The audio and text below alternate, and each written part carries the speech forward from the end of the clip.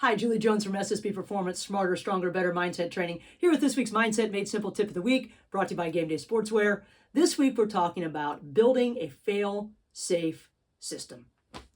What a week it was. I got to spend last week at the National Fast Pitch Coaches Association National Convention, and thanks to all of you who joined me for the pre-convention seminar, came out a little bit early, spent a little bit of time brushing up on your own mental game. And then another thanks to all of you that packed the house at 7:30 on Friday morning to talk about building your athlete's mental game.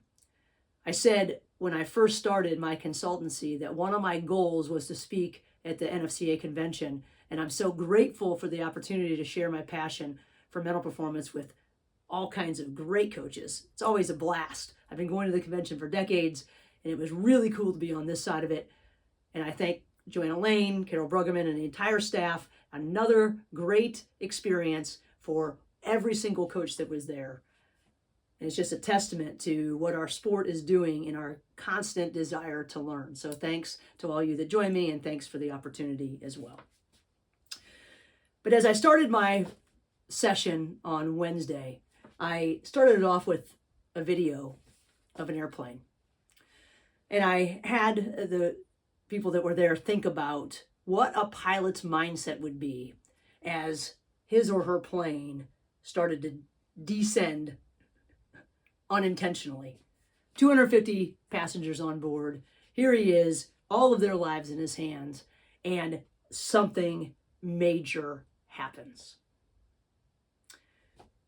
One would think that panic would set in. But the cool part for pilots is this. They have protocols, they have mental and physical checklists, and all of these things. They've got a whole dashboard that lights up to tell them what's wrong and, in effect, what to do.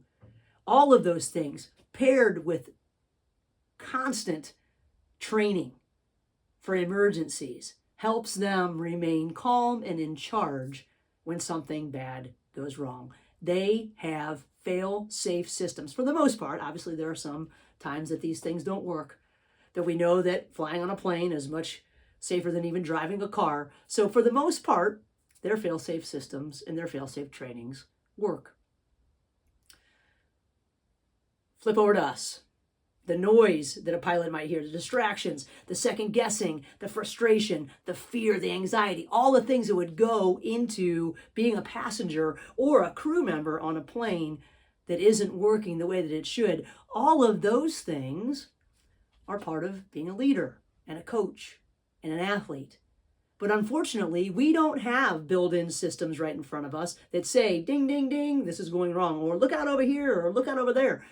Those are things that we have to develop. We have to develop a fail-safe mental performance operating system. Because when we veer off and out of control, there is nothing there to guide us. We don't have little things in our mirrors that say there's someone next to us.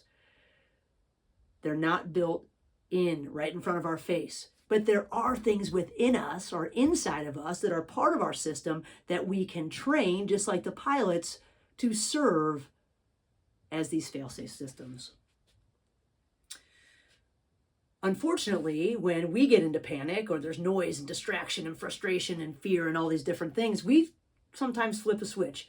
The pilot flips from autopilot to trained pilot, and we have a tendency to flip to, oh my gosh, fight or flight mode. This is great in some ways, and in others, not so great. Because when we turn on that fight or flight, it's almost like we're turning a dimmer down on our ability to make good decisions. We're turning a dimmer down on our ability to see all the options in front of us. Because when that happens, our brain functions differently and we don't think as clearly as we normally would. The signals in our brain are blaring and we can't hear anything else. So we have to figure out how we can reduce the possibility of veering off course. And one way that we can do that is we can build checklist. So instead of panicking, like the pilot, we are prepared, just like he or she is, because they are trained for every single thing that could happen, good or bad. self-doubt, bad calls, fluctuations in the market, mistakes, and uncertainty, all of these flip our fight or flight switch. But we can do something about it. Aviation, medicine, all kinds of things have gotten better because of checklists. And we have a tendency to forego any type of checklist, mental or physical, when it comes to our performance. Why? We just don't think that way. Because you're thinking, oh my gosh, we can't pull a checklist out when we're running up and down the basketball court. No, I'm not asking you to do that. But every game, every situation, every meeting stops and starts at some point. And during that time, you have time to run through what's important now.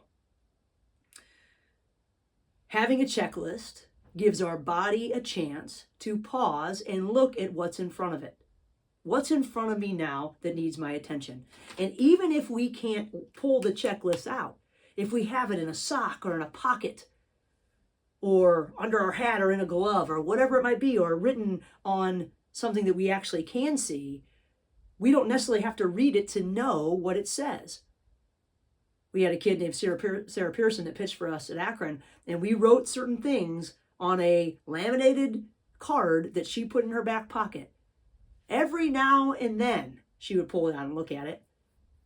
But lots of times I saw her touch her back pocket and she knew exactly what was there. There's an intentional attention given to what is listed on that says, here's what you do in this case. Here's what you do in this case. Here's what we do now. And it's a big help. Another way that we can help ourselves is to rehearse our checklist. This is a great way to boost our confidence. Before we get to the game, before we get to the meeting, we can look and say, okay, if this happens, then I'll do this. And if this happens, then I'll do this. It's like having the answers to the test, but just in case there's a pop quiz. We don't know what's going to go wrong, but if we're ready for it, it doesn't throw us off task nearly as much as if it comes up. We know what can go wrong. It's whether or not we prepare for what goes wrong that makes the difference. Rehearsing what we want is really important, and according to Gary Mack from Mind Gym, if you've ever read the book Mind Gym, it's behind me somewhere here, mentally rehearsing adverse scenarios and implementing our plans to right the ship cultivates resilience and flexibility, both necessary to manage our emotions and make sound decisions, and that makes a difference. We can also move on to Tim Ferriss's tool of negative visualization. What can go wrong? Okay, if it goes wrong, then this is what I'm going to do. So research suggests that watching ourselves rebound or find a way to overcome an issue when we're confronting the worst case scenarios, which we're surrounded by and we like to play into, it causes a lot of fear. When we rehearse them, all the things that could go wrong, when we rehearse them, it desensitizes us to their sting. So the more we think about it, we're like, yeah, okay, it might happen. All right. The first time we think about it, we're like, whoa. The second time we think about it, we're like, okay. And the third time we think about it, we're like, all right, next, here we go. When we get a good look at what we can control, we allow ourselves to move through the scenario and watch ourselves manage it a little bit better. Yes, the bottom can fall out, and it is scary. But if we think about how the bottom could fall out, and then we think about what we can do after the bottom falls out, the sting is taken away. It doesn't seem as heavy. It doesn't seem as detrimental to us being able to move forward. It's really about expecting the unexpected. We don't want to avoid it. Like, if I don't think about it, it's not going to happen. We want to make sure that we're confronting reality and then planning on what we're going to do with it. Now, clearly, there are times that we don't want to do this. When we're standing over a ball on a golf course, we're not thinking about the water, because if we think about the water, we're going to end up in the water. When we're standing at the plate, we're not thinking about what happens. We're not thinking about a bad call. We're thinking about what we need to do. We've already thought about what we're going to do if there's a bad call before we get there, so that when it does happen, or if it does happen, and it's probably going to happen at some point, then we know exactly what to shift to. We're trained. The system kicks in. We plan for it. We thought about it in practice. We thought about it last night before the game. We thought about it today and how we're going to watch ourselves emotionally, physically, and mentally move right through whatever it is and move on to the next thing. Being ready and dwelling on problems are two different things.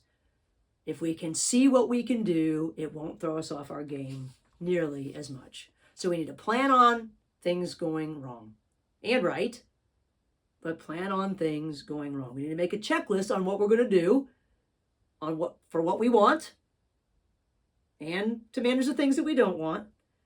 And we need to rehearse everything in both scenarios.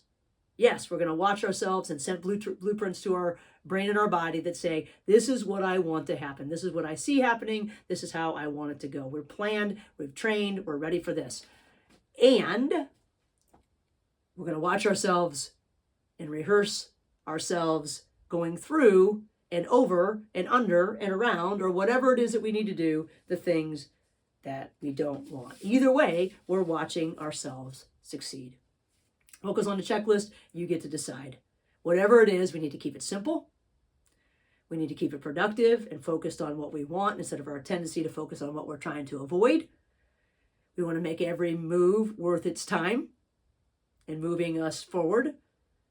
And we need to add in something that's going to slow us down just for a second, maybe a breath or widening our vision or whatever it might be. Just say, okay, here we go. Whatever you decide, we need to practice it before you want to use it, because it has to be part of your mental game plan, your mental performance system. Systems don't operate unless they're practiced, rehearsed, and moved through on a regular basis so that they become what we do. We don't rise to occasions, we fall back on habits. And if you think you're going to practice it once and that's what you're going to do, that's like practicing a new pitch and then expecting to be able to throw it in a game. But knowing that you have this plan in your back pocket can make all the difference in the world. A little boost of evidence on what you can and can't control, a little boost of confidence in knowing that you have a plan, and no matter what they do, or no matter what happens in the environment, or no matter where you go, you can bounce to this, and you're going to give yourself the best opportunity to be successful. Again, it's like having the answers to the test just in case there's a pop quiz. None of this makes adversity any less likely. But what it does do is helps us be better equipped to deal with it. So make a checklist. Decide what needs to be on it so that you can run through or run to, instead of running away, anything that comes your way. Until next week, have a great week. I do work with teams for those of you who have never thought of it this way. But if you're interested in working with me or having me work with your team or bringing me in to do even just a 3-hour seminar like I did at the NFCA, juliej@ssbperformance.com. I guarantee you that you will leave whatever scenario we are in or whatever session that we have with applicable tools that can help grow your game. Whether you're a salesperson, a coach, a leader, or an athlete, the mental game matters. And I'd love to help you build your mental game toolbox, your mental game operating system. Until next week, have a great week.